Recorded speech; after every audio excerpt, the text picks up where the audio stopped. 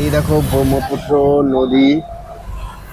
আর অনেকক্ষণ হচ্ছে বাসে উঠে গিয়েছি, কিন্তু এখনো যেতে পারিনি কামাখ্যা মন্দিরের ওই জায়গাটা। তো কি করব, কিছু করার নেই।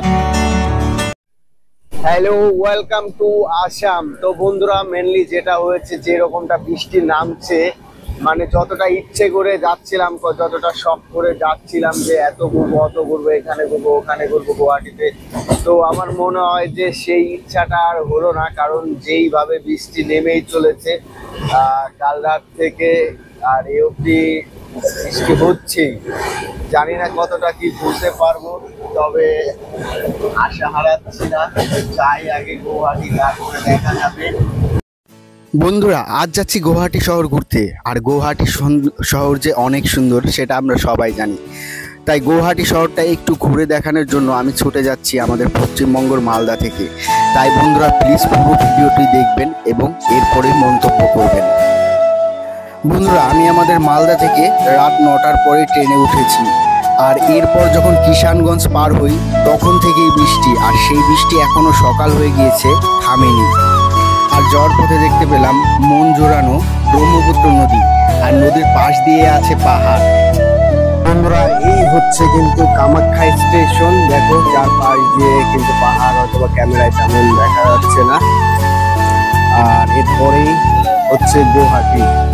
এখন আছি হচ্ছে গুয়াহাটি স্টেশনের ভেতরে। আর আমি ফ্রন্ট সাইড দিয়ে না বেরোচ্ছি, উল্টো দিক দিয়ে, মানে পল্টন বাজারের দিক দিয়ে।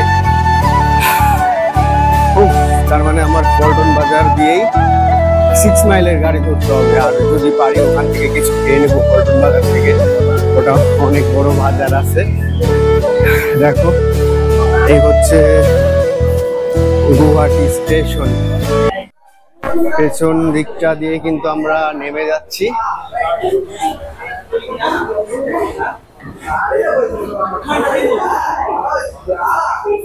তো বন্ধুরা, সামনে এই পল্টন বাজার, আর এই পেছন সাইড দিয়ে বেরোচ্ছে পল্টন বাজারে ঢোকার জন্য। বন্ধুরা, আবার কিন্তু সেই হালকা ঝিরিঝিরি বৃষ্টি শুরু হয়ে গিয়েছে। জানি না কতটা ঘুরতে পারবো গুয়াহাটি। ইচ্ছা আছে অনেকটা ঘোরার সারাদিন, তবে কতটা কি ঘুরতে পারবো বলতে পারছি না। বৃষ্টিটা কিন্তু আবারও আস্তে আস্তে বেড়ে চলেছে। আর আমি বেরিয়ে গেছি পল্টন বাজারের দিকে। আর এখান থেকে কিছু খেয়ে নিতে হবে। আর বৃষ্টির যে অবস্থা দেখা যাচ্ছে, তাতে একটা ছাতি কিনতে হবে, কিছু করার নেই। বন্ধুরা, গুয়াহাটি স্টেশন থেকে পল্টন বাজারের দিকে বেরিয়েই একটা হোটেলে ঢুকলাম খাওয়ার জন্য। আর এই ভেজ থালিটা নিয়েছে আমার থেকে 70 টাকা। ভাত যত খুশি নেওয়া যাবে, তবে 70 টাকা দিতেই হবে। আর রাতে এই ভেজ থালি এই হোটেলের পাশ থেকে খাওয়া হলো 60 টাকা দিয়ে। তো বন্ধুরা, খাওয়া শেষ করে কিন্তু বেরিয়ে পড়েছি। এই হচ্ছে পল্টন বাজার। হ্যাঁ, আর বৃষ্টি নামছেই একইভাবে। মনে হচ্ছে একটা ছাতি ফাতি কিনতে হবে। তো ওই যে দেখা যাচ্ছে একটা ব্যাগের দোকান, ওই জায়গা মনে হচ্ছে ছাতি ফাতি পাওয়া যাবে। V2 showroom. আর এই হচ্ছে পল্টন বাজার, অনেক বড় মার্কেট আছে এটা। আর বাসে উঠবো 6 মাইলের, দেখা যাক। পল্টন বাজারটা ঘুরতে গেলে একটা ব্লগ হয়ে যাবে। হ্যাঁ, তো দেখি। বাসটা বোধ হয় এখান থেকে ধরতে হবে নাকি। ওই যে ওপারে একটা ছাতির দোকান দেখা যাচ্ছে, ওখানে যাই, দেখি ছাতির দাম তো অনেক চাইলো। বাসে উঠি, তারপরে দেখা যাবে। যদি বৃষ্টি নামে, ছাতা এমনিতেও একটা কিনতে হবে। এই জায়গায় যাওয়ার জন্য ছাতা একটা লাগে, ছাতি। তো দেখি বাসটা কোথায় যাবে। আমি যাবো 6 মাইল। 6 মাইল 6 মাইল যাবে না এটা। বন্ধুরা, 6 মাইলে বাসে উঠে গিয়েছি। আর বাসটা এসি বাস। মেবি 8-9 কিলোমিটার হবে। ভাড়া নিল হচ্ছে 20 টাকা। হ্যাঁ, তো দেখতেই পাচ্ছ অনেক সুন্দর বাসটা। ভেতরে কিন্তু এসি চলছে। আর এখন আমরা চলে যাচ্ছি 6 মাইলে। তো বন্ধুরা, এটা হচ্ছে 6 মাইল। আর এখন যে ব্যাপারটা হয়েছে, খুব বৃষ্টি, মানে বৃষ্টি থামছে না, হালকা হালকা নামছে, খুব একটা জোরে তা না। একটা ছাতি কিনে নিলাম, অনেক সুন্দর। হ্যাঁ, 200 টাকা নিল। কয়েক জায়গা আরো দু দোকানে দেখেছি, এক জায়গা চাইলো 250, আর এক জায়গা চাইলো 350, আর এখানে চাইলো 300। তো আমি 200 টাকা বললাম, আর এক জায়গায় 150 বলেছিলাম, দেয়নি, এখান থেকে দিয়ে দিল 200-তে। তো যাই হোক বন্ধুরা, এই যে এই পাশ থেকে এখন উঠতে হবে হচ্ছে কামাখ্যার গাড়িতে। আমি এখন কামাখ্যার গাড়িতে উঠবো, আর দেখি কামাখ্যা মন্দির ঘোরার ইচ্ছা আছে, যে রকম বৃষ্টি। তো বন্ধুরা চলো, এই যে এই দিকটা দিয়ে চলে যাবো ওই পা।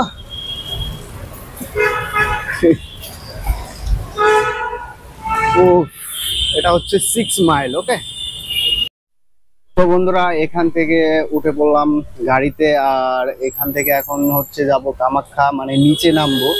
একবারে উপরের গাড়িতে উঠেনি, নিচ থেকে আবার গাড়িতে উঠতে হবে।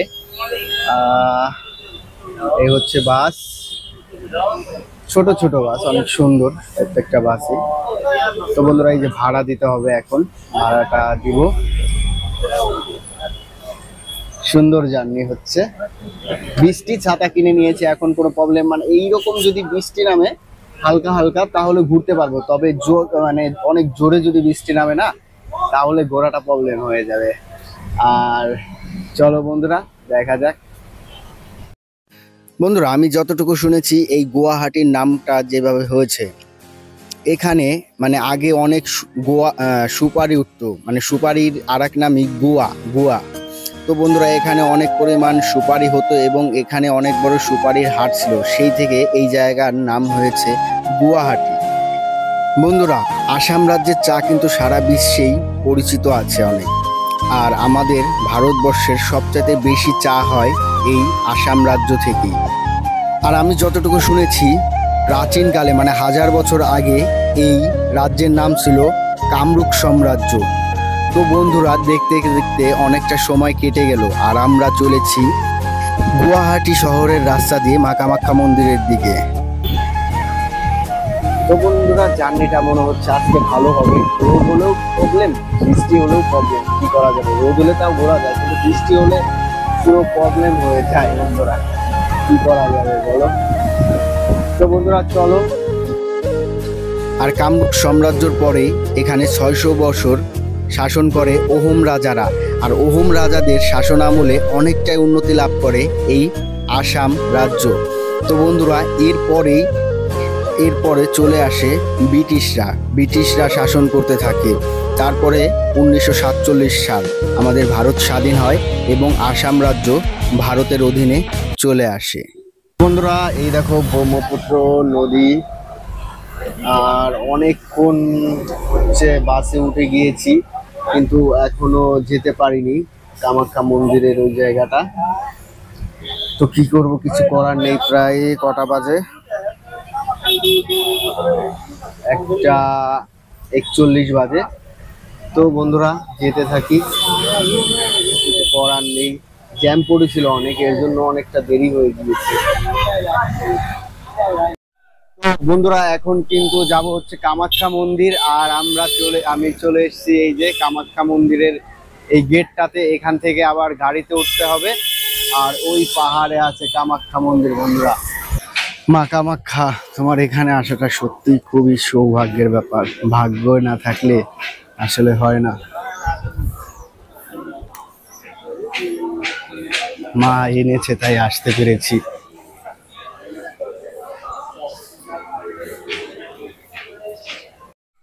তোমরা যারা গুয়াহাটি আসবে কিংবা মায়ের এখানে যে কোনো সময় চলে আসো, মানে আমাদের পশ্চিমবঙ্গ থেকে কিন্তু খুব একটা সময় লাগে না, কলকাতা থেকে হয়তো বা 20 ঘন্টা মতন লাগতে পারে। আমি তো মালদা থেকে এসেছি, আমার কত 12 ঘন্টার আশপাশে লেগেছে। হ্যাঁ, মা কামাখ্যা জীবনে একবার হলেও সবাই আসবেন। মা কামাখ্যা মন্দির সেই ছোটবেলা থেকে শুনে এসেছি, আজ চোখের সামনে মায়ের মন্দির।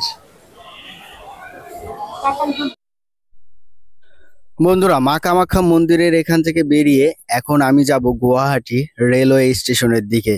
এরপরেই চলে যাব আমার বাড়ি মালদাতে বন্ধুরা। তার আগে দেখো বন্ধুরা, এই ব্রহ্মপুত্র নদীর পাশ দিয়ে যেই মানে ব্রিজের মতন একটা রাস্তা আছে, এটার উপর দিয়ে বাসে যাচ্ছি। আর ওই দেখো একটা নতুন ব্রিজ হচ্ছে, আর নদীর পাশ দিয়েই অনেক পাহাড় বন্ধুরা। মানে দেখতে এত সুন্দর, মানে তোমরা যখন নিজের চোখে না দেখবে মানে সেটা তোমাদের মানে বোঝাতে পারছি না, এত সুন্দর লাগছে বন্ধুরা। আর বাসটাও অনেক সুন্দরভাবে চলছে, এসি বাস বন্ধুরা। তো বন্ধুরা, তোমরা কারা কারা গুয়াহাটিতে এসেছো অবশ্যই আমাকে কমেন্ট করে জানাবে। এরপর ঘুরতে আসলে অবশ্যই আমার থেকে কিছু ইনফরমেশন নিয়ে নিতে পারো তোমরা বন্ধুরা। বন্ধুরা, আমি কিন্তু চলে এসেছি গুয়াহাটি স্টেশনে। আর দেখো স্টেশনটা কত সুন্দর, কত সুন্দর সুন্দর স্ট্যাচু আছে এখানে। এখানে কিন্তু অনেকেই ছবি তুলছিল, আমি দেখছিলাম। আর উপর দিয়ে ফ্যানগুলো দেখো, কত বড় ফ্যান। হ্যাঁ, মানে গুয়াহাটি রেলওয়ে স্টেশনে যে এসেছো সেই একমাত্র জানো যে স্টেশনটা কত সুন্দর। আর সবাই এই যে এই স্ট্যাচু গুলোর সামনে কিন্তু ছবি তুলে, আমিও তুলেছি বন্ধুরা, ফেসবুকে আপলোড করেছি। হয়তো বা তোমরা অনেকেই আমার ইউটিউবের বন্ধুরা ফেসবুকে আছো, তারা দেখেছো বন্ধুরা। বন্ধুরা, সারা দিন ঘোরার পরে এখন আবার ফিরে চলে এসেছি রেলওয়ে স্টেশন গুয়াহাটিতে।